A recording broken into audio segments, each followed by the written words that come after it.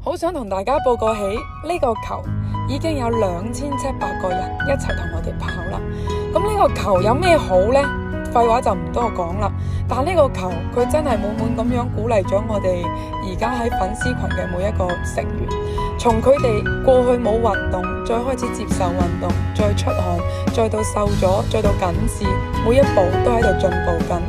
同樣佢哋亦都喺度鼓勵緊我，每一日分享俾我，每一日感謝我，令我覺得我兩公婆做緊一個好有意義嘅事。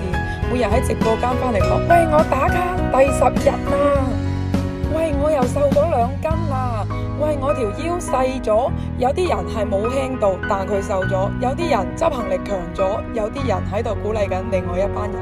我哋就係咁樣，每一日堅持去跑，每一日7點鐘喺直播間同大家分享我哋運動嘅心得，我哋暴汗嘅開心。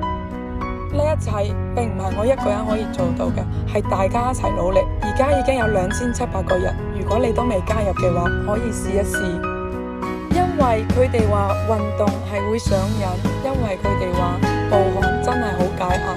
從一個寶媽，從一個焦慮嘅狀態裏邊揾出一個方向，真係需要堅持。如果你想瘦，如果你想改變，如果你想攞得更好嘅成績，你就要去付出，就要去堅持。